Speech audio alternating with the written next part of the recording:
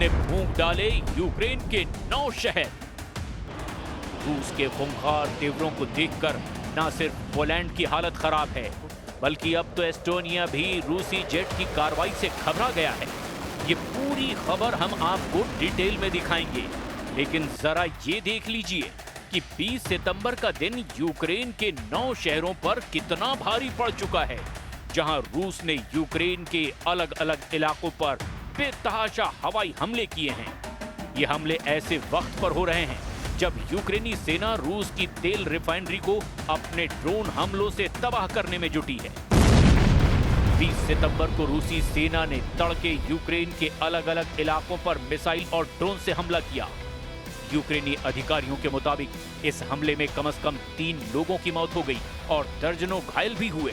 रूस के इस ताजा हमले पर यूक्रेनी राष्ट्रपति व्लादिमीर ज़ेलेंस्की का दावा है कि रूस के हमले यूक्रेन के 9 अलग अलग जगहों पर किए गए, जिनमें निप्रोपेट्रोव्स्क, माइकोलाइव, चेरनीव, जापोरेजिया, पोल्टावा, कीव, ओडेशा, सुमे और खार्किव भी शामिल है।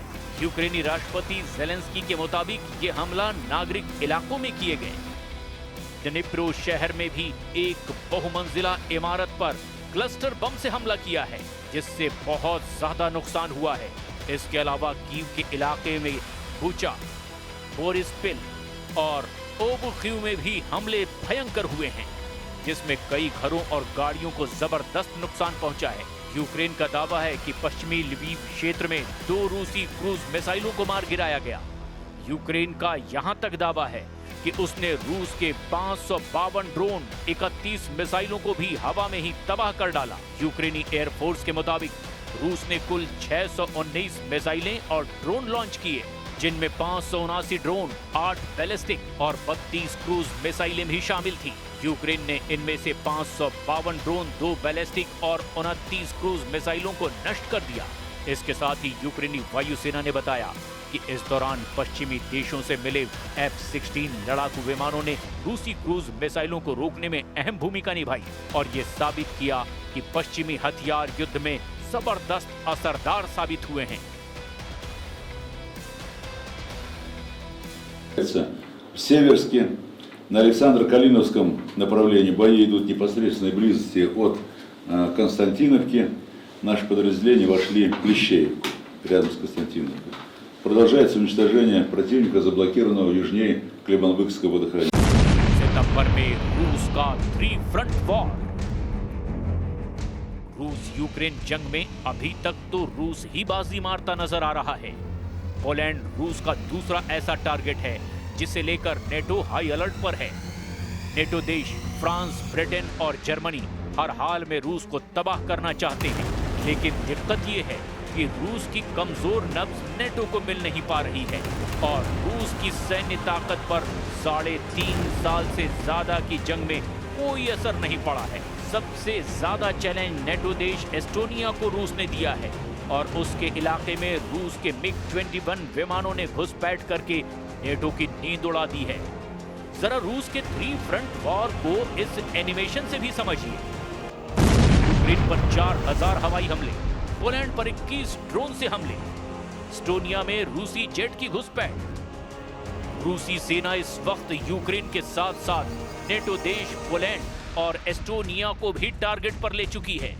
जो आंकड़े सितंबर महीने में आए हैं, उसके मुताबिक रूसी सेना अब तक 4000 से ज्यादा हवाई हमले यूक्रेन पर कर चुका है, जबकि पोलैंड में रूस के 21 आत्मघाती ड्रोन के फटने से कोहराम मचा है।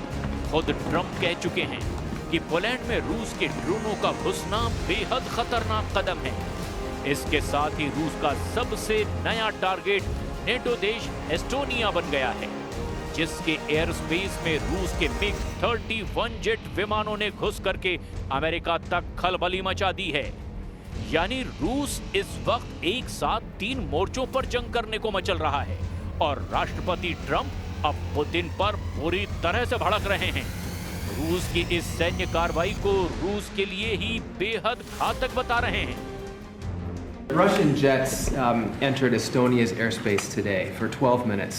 Do you see that as a threat to NATO? Well, I'm going to have to look at it. They're going to be briefing me in a short while, so I'll let you know about it tonight or tomorrow.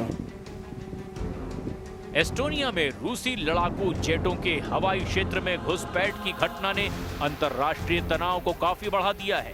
रूस के 3 MiG-21 लड़ाकू jet Estonia के हवाई क्षेत्र में 12 minute तक भयंकर गदर मचाते रहे। इस दौरान नेटो ने अपने F-35 लड़ाकू जेट भेजे। हालांकि नेटो की इस प्रतिक्रिया की तुलना 2015 में तुर्की के जवाब से की जा रही है, जब तुर्की ने अपने हवाई क्षेत्र के उल्लंघन के 17 सेकंड के अंदर ही रूसी सुखोई 24 जेट को मार गिराया था। यूरोपीय संघ ने भी इस घटना पर कड़ी प्रतिक्रिया व्यक्त की है और रूस के खिलाफ 19वें प्रतिबंध को मंजूरी देने की तैयारी कर रहा है। ज़ेलेंस्की का बहुत बड़ा दावा, 2 बड़े हमले करने जा रहा है रूस।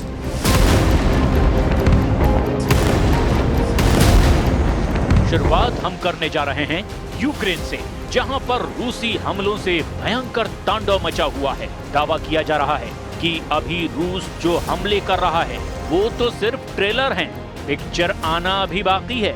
पिछले 72 घंटे में रूस ने यूक्रेन के पूर्वी हिस्से में जो हमले किए, उसने यूक्रेनी सेना के चीथड़े उड़ाकर रख दिए हैं।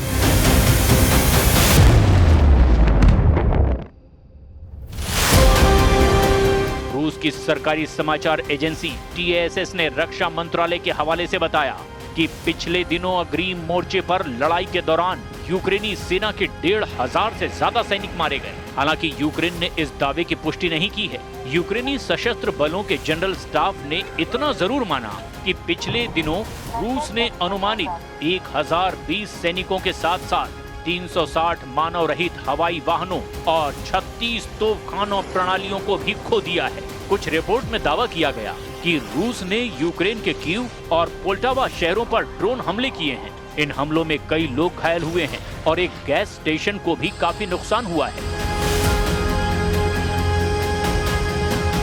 इधर यूक्रेनी राष्ट्रपति व्लादिमीर ज़ेलेंस्की ने कहा कि रूस ने सितंबर में अब तक यूक्रेन के खिलाफ 3,500 से ज्यादा ड्रोन और लगभग 190 मिसाइलें दागी है। ज़ेलेंस्की ने रूस के इन हमलों को हवाई आतंकवादी अभियान बताया, जबकि दूसरी तरफ रूस ने दावा किया कि उसने पिछले 24 घंटे में 357 यूक्रेनी ड्रोनों को ब्लैक सी के ऊपर मार गिराया है। इस बीच रूसी सेना प्रमुख ने युद्धग्रस्त क्षेत्र में जवानों से मुलाकात की और डोनेट्स्क पर कब्जे के लिए सैनिकों को सम्मानित किया। इधर यूक्रेनी राष्ट्रपति व्लादिमीर ज़ेलेंस्की ने सोशल मीडिया प्लेटफॉर्म X पर लिखा कि हालांकि रूस ने इस साल सुमोय, नोवोपावलिवका, प्रोक्रोवस्क और ज़ापोरिजिया में आक्रामक तैयारी की थी, लेकिन रूस ने इतने ज्यादा सैनिक खो दिए हैं कि अभी तक उसके पास बड़े पैमाने पर आक्रामक कार्रवाई करने की ताकत तक नहीं बची। Войска в зоне специальной военной операции наступают практически на всех направлениях. При этом наиболее упорные бои развернулись на красноармейском направлении, где противник любыми способами, не считаясь потерями, стремится остановить наше наступление и перехватить инициативу. Для этого командование ВСУ в район Красноармейска перебросил наиболее боеспособные и подготовленные подразделения в ущерб другим направлениям, на которых наше наступление развивается. नेटो के साथ पोलैंड, ऑपरेशन एनाकोंडा।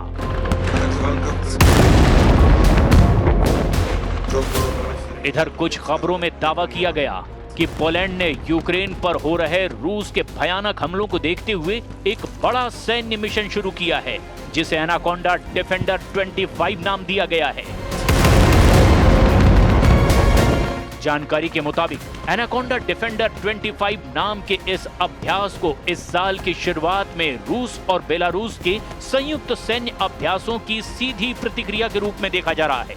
1 सितंबर से शुरू हुए इस बड़े पैमाने के अभियान में नेटो सहयोगियों के साथ पोलिश सेना के 3,000 से ज्यादा सैनिक शामिल हैं। आधिकारिक रिपोर्ट के मुताबिक इस अभ्यास में टैंक, बख्तरबंद वाहन, विमान जैसे 600 से ज्यादा भारी सैन्य उपकरणों की तैनाती शामिल की गई है।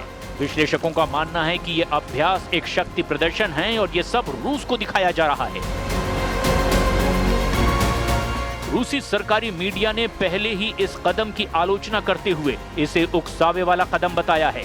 लगातार बढ़ते तनाव के साथ पोलैंड का एनाकोंडा डिफेंडर 25 पूर्वी यूरोप में सैन्य संतुलन को आकार देने में एक महत्वपूर्ण घटना बनती जा रही है।